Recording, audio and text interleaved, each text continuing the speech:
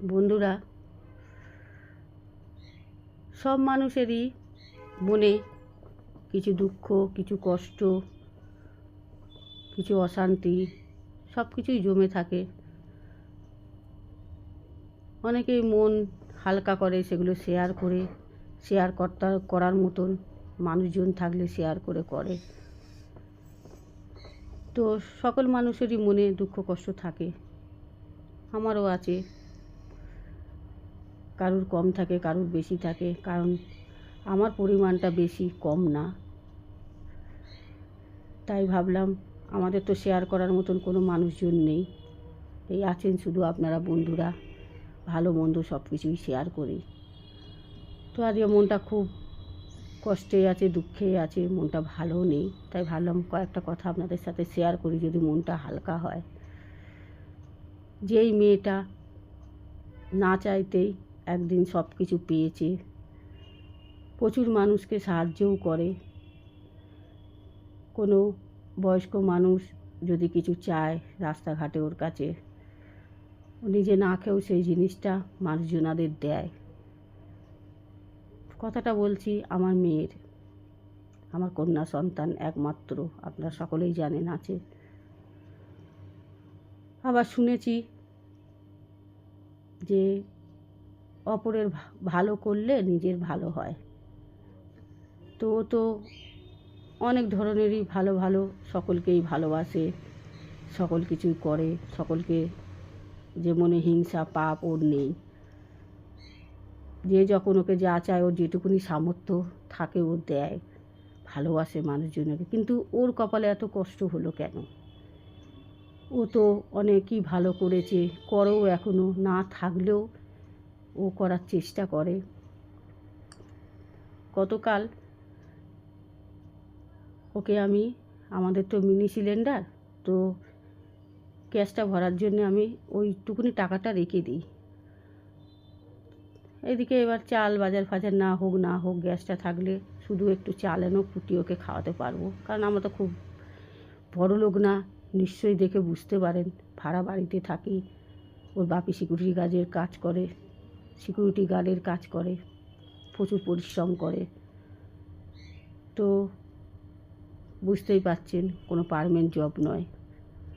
যাই হোক, ওকে আমি সিলিন্ডারটা কালকে শেষ হয়ে গেছে, গত পরশু আমি সব পরিষ্কার করেছিলাম, বাথরুম টাথরুম। আমার কোমরে খুব যন্ত্রণা, আমারও তো একটা প্রবলেম আছে, সেই প্রবলেমটা আবার হচ্ছে, পেটের একটা প্রবলেম আছে। তো বললো মা, গ্যাসটা হঠাৎ, আলু ভাজা ভাত করেছিলাম গতকাল, আর ডাল করেছিলাম, একটু ডাল ছিল। তো ডালটা হয়েছে, আলু ভাজাটা বাকি আছে, ভাতটা বাকি আছে, গ্যাসটা শেষ হয়ে গেছে। তো বললো মা, আমি যাচ্ছি। বলে না, তোমার শরীর খারাপ, তোমার যেতে হবে না, আমি যাচ্ছি। তা আমি বললাম যে তাহলে কাজ কর,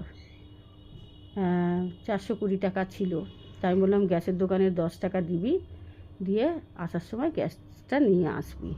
ও কী করেছে, 10 টাকাটা বাঁচাবে বলে এক প্যাকেট বিস্কুট হয়ে যাবে, হেঁটে নিয়ে এসে আজকে সকাল থেকে ও কোমর তুলতে পারছে না, এত যন্ত্রণা হচ্ছে ওর। কোমর তুলে একটা সবুজ রঙের ওষুধ আছে, ওষুধটার নাম আমি ঠিক জানি না, ওটা সব থেকে কড়া ওষুধ, ওটা খেয়েও ওর ব্যথা কমছে না। তার মানে কোমরের হাড়েতে ওর কীভাবে লেগেছে চিন্তা করুন।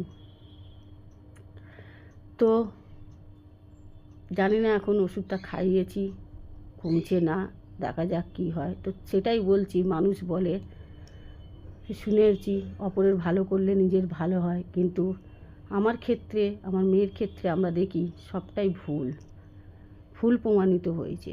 তারা বেশি কষ্ট পায় যারা অপরের ভালো করে। তো যাই হোক, ওর কপালে ভগবান এত কষ্ট দিল কেন আমি জানি না।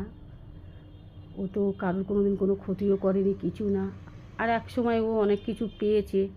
আর একটা কথা, অনেকে বলে ছোট থেকে সব কিছু পেয়ে এলে বড় বয়সে নাকি সেটা আদত লেগে যায়, অভ্যাসে না হয়ে যায়। কিন্তু আমার মেয়েকে দেখে আমি ভাবি কথাগুলো সম্পূর্ণ ভুল। যারা ছোট থেকে সব কিছু পেয়ে আসে না, তাদেরই পাওয়ার আশাটা থাকে না। তারা এটাই মনে করে যে আমরা তো সবই পেয়েছি, কোনটা পাইনি যে আমরা অপরকে দেখে সেটা হিংসা করব বা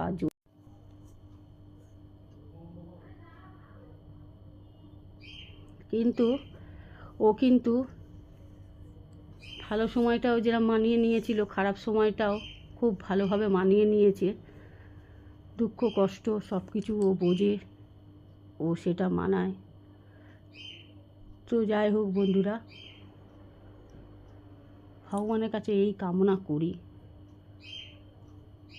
ভগবান যেন ওকে একটু সুখ দেয়, বুঝেছেন? ওকেই যেন একটু সুখ দেয়। আমাদের দরকার নেই। ও প্রচুর কষ্ট করে এই সংসারটার জন্য, একটা কন্যা সন্তান হয়ে প্রচুর করে, খুব কষ্ট করে ও। তো যাই হোক বন্ধুরা, আপনাদের কাছে কয়েকটা মনে দুঃখের কথা বললাম, শেয়ার করলাম, একটু মনটা হালকা হলো।